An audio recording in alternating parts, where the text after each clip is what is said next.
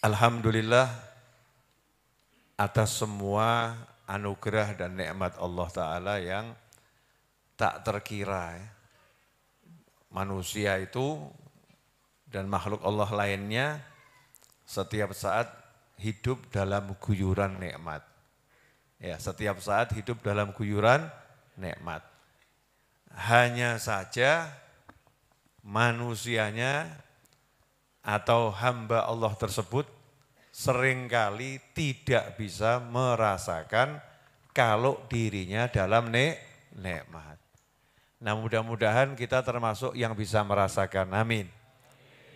Kemudian mensyukurinya seperti yang diperintahkan oleh Allah Subhanahu wa Ta'ala. Alhamdulillah. Malam hari ini di antara nikmat Allah adalah saya diizinkan duduk di sini mengajar, antum diizinkan duduk di sana belajar. Ini belajar dan mengajar ini adalah nikmat yang luar biasa. Sehingga para aulia ussolihin, para ulama mengatakan seandainya para pembesar itu, orang-orang yang berbisnis, ya para pencari harta atau nilai, mengerti nikmat yang kami rasakan, seperti apa nilainya, tentu mereka akan berjuang menggunakan segala macam cara untuk merebut nikmat itu. Tapi masalahnya nikmat ini enggak bisa direbut, sebab tempatnya di dalam hati.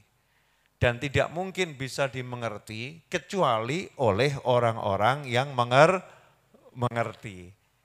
Nah, mudah-mudahan kita termasuk yang dimengertikan, amin. Nah, malam hari ini saya akan melanjutkan khutbah Jumat saya siang tadi. Ya, judulnya adalah cara mendapatkan pertolongan Allah. Ya, cara mendapatkan pertolongan Allah. Manusia ini, siapa manusia? Ya kita-kita ini ya. Ada enggak di sini selain manusia? Ada. Semut ya.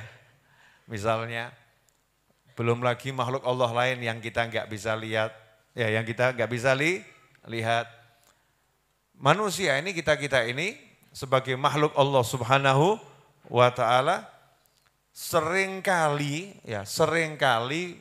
berkata saya sudah terpojok. Ada itu oknumnya itu.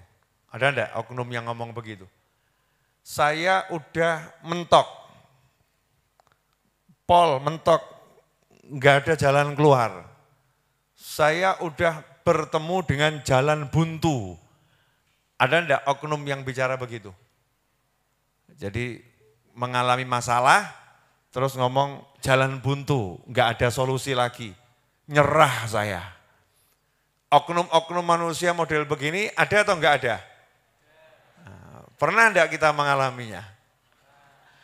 Mungkin enggak ngomong tapi batin ya, terus mentok gitu ya.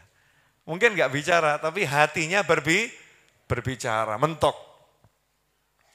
Kondisi semacam itu akhirnya menimbulkan suatu rasa di hati yang enggak enak. Ya, rasa di hati yang enggak enak. Contoh, kasus keuangan. Dipecat dari perusahaan. Gaji dibatalkan. Kenapa? Karena hutangnya kebanyakan. Dianggap lunas hutangnya tapi gaji tidak diberikan. Keluar dari perusahaan tanpa pesangon. Sementara di luar banyak orang nagih hutang. Belum lagi tuntutan di rumah. Istri yang menuntut, anak yang enggak paham urusan orang tua, pokoknya minta, kalau enggak dikasih nangis. Siapa itu? Kita pernah ngalamin. Lupa ya, di waktu kecil kan gitu kan. Lihat balon pokoknya bunyi, nangis. Ya, papa nangis. Senjatanya nangis, buat pusing orang tua. Kita ini pernah ngalami yang semacam itu dulu, mungkin sekarang udah amnesia, saya ingatkan lagi. Ya udah lupa mungkin kita masa kecil kita. Baru kemarin masa kecil itu ya, mungkin 20 tahun lalu, mungkin 15 tahun lalu, mungkin 25 tahun lalu, mungkin 40 tahun yang lalu. Baru kemarin kita mengalaminya. Kita sudah lupa. Tuntutan anak, tuntutan istri, tuntutan orang-orang yang menuntut. Muncul kalimat mentok. Kepepet, mentok, nggak punya solusi. Nggak punya solusi. Dalam kondisi semacam itu kira-kira ada enggak solusinya? Ya, nah itu loh. Perlunya kita belajar. Ya, perlunya kita belajar. Saya mau ngasih contoh aja. Saya punya handphone misalnya ya, punya handphone. Handphonenya kehabisan data. Paket datanya habis. Duit enggak punya. Duit enggak punya. Sehingga enggak bisa beli paket data yang baru. Dan saya harus live streaming di YouTube. Ngajar harus saya live streaming kan. Pertanyaan saya, mentok atau enggak mentok ini? Duit enggak punya. Ya, kemudian pulsanya habis. Paket datanya habis dan saya butuh live streaming. Mentok atau enggak mentok? Dalam kondisi itu mungkin seseorang berpikir mentok. Iya. Karena dia lupa satu hal. Dia lupa satu hal. Apa yang dia lupakan? Apa yang dia lupakan? Jadi yang dia lupakan itu satu hal, minta tolong. Karena di luar handphonenya, itu sebetulnya ada paket-paket internet yang berkeliaran, betul? Paket internet temennya, mungkin ada wifi gratis. Cukup dia hidupkan wifi-nya, selesai muncul itu paket-paket internet gratis mungkin di ruangan itu, atau mungkin dia bisa ngomong sama temennya, please syafaat. Loh iya santri ya masuk tethering, itu gak pantas ya. Hotspot, tethering, santri kan bahasanya rada gimana sedikit ya, please syafaat gitu ya. Syafaat sinyal gitu kan ya, tolong kasih syafaat nih biar handphonenya bisa dipakai. Begitu dikasih syafaat tiba-tiba punya paket internet milik orang lain yang bisa dipakai. Masalahnya selesai atau enggak selesai? Selesai. Selesainya mudah atau susah? Mudah. Gara-gara apa itu? Mau minta tolong dan melihat sebetulnya pertolongan itu ada. Solusinya ada dan dia mau lihat. Terus minta tolong, selesai. Betul? Nah pertanyaan saya, apa yang gak bisa disolusikan sama Allah? Semuanya miliknya Allah. Iya semuanya miliknya Allah. Berarti apapun masalahnya, solusinya itu sudah ada atau belum? Sudah ada. Solusinya sudah ada. Yang dibutuhkan apa? Minta tolong. Ya minta tolong. Dan minta tolongnya enak. Kepada siapa minta tolongnya? Kepada Allah Subhanahu wa ta'ala. Nah caranya gimana? Biar ditolong sama Allah. Minta syafaat sama temennya, enggak dikasih kan ya enggak nyambung enggak ya? Passwordnya rahasia. Pelit, biarin. Enggak dapat kita ya. Kan harus ada caranya nih, biar kalau kita minta tolong, kemudian ditolong. Dan ternyata Allah Subhanahu wa ta'ala karena maha baiknya, Allah itu udah ngasih tahu rahasianya agar Allah nolong kita. Loh, enak ya. Disuruh minta tolong dan dikasih tahu biar ditolong caranya gimana. Itu baik atau maha baik itu? Maha baik.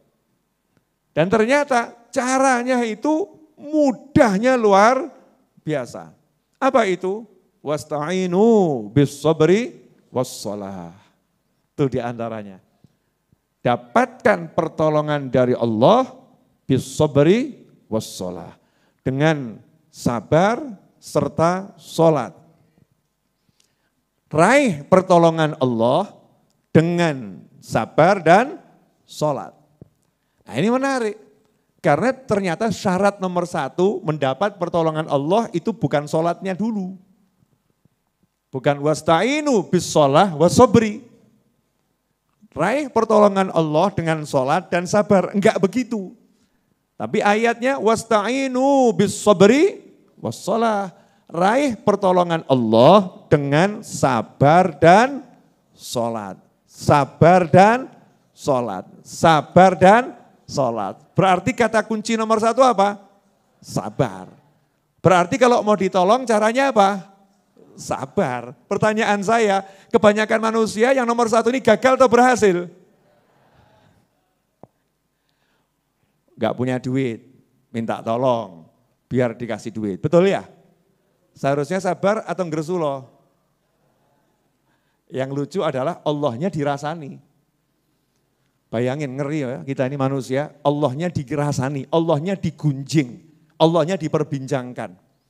Maksudnya Allah gimana sih ya?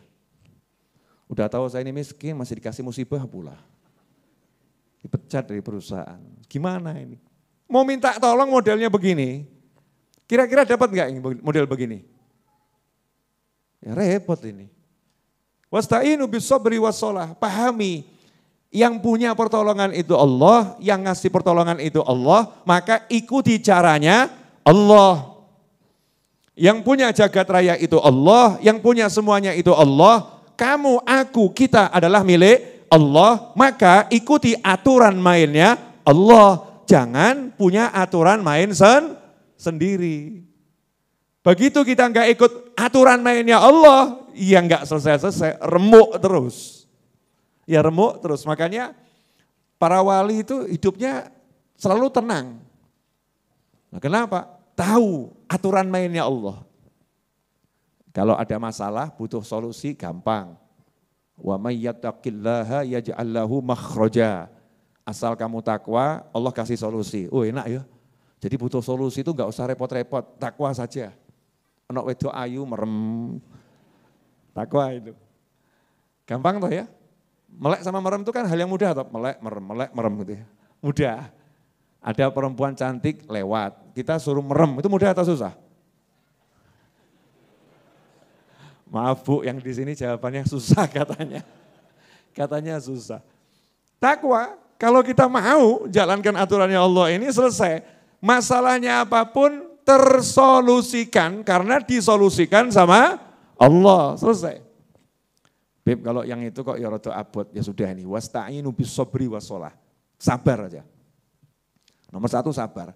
Karena orang itu enggak akan bisa sholat kalau enggak sabar. Orang itu enggak akan bisa puasa kalau enggak sabar. Orang itu enggak akan bisa sodakoh kalau enggak sabar. Orang itu enggak akan bisa berbakti kepada orang tua kalau enggak sabar. Orang tua itu enggak akan bisa nyayangi anak kalau enggak sabar. Istri itu enggak akan bisa taat pada suami kalau enggak sabar. Suami enggak akan bisa membimbing istri kalau enggak sabar. Makanya sabar nih sama Allah ditaruh di depan. Mau kamu ditolong, sabar. Contoh yang gampang nih. Kalau misalnya di sini ada sate, misal aja, bayangin juga enak tuh ya. Sate, sate kambing, sate ayam, sate kelinci, lengkap udah. Kebetulan yang kelinci saya udah enggak tego, jadi tak singkirkan. Ustaz Iis kan beliau tegoan, ini Ustaz.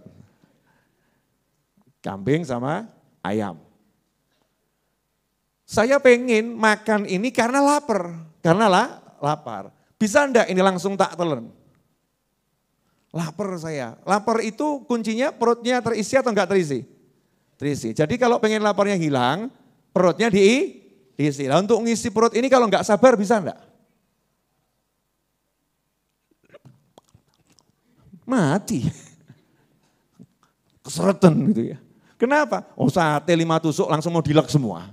Kan ya enggak iso. Sabar ngunyah, dikunyah dulu. Sabar. Masuk mulut, dikunyah dulu sabar. Lah untuk yang paling mudah saja urusan makan, itu butuh sabar ngunyah. Minum. Nih contoh. Ini kalau saya pengen langsung habis, langsung tak sedot. Kan bisa keselak. Betul ya? Biar masuknya itu enak, ya butuh sabar. Bismillahirrahmanirrahim. Alhamdulillah. Nah kalau begini misalnya, contoh tok ya. Alhamdulillah, enggak enak. Betul cepet tapi enggak enak.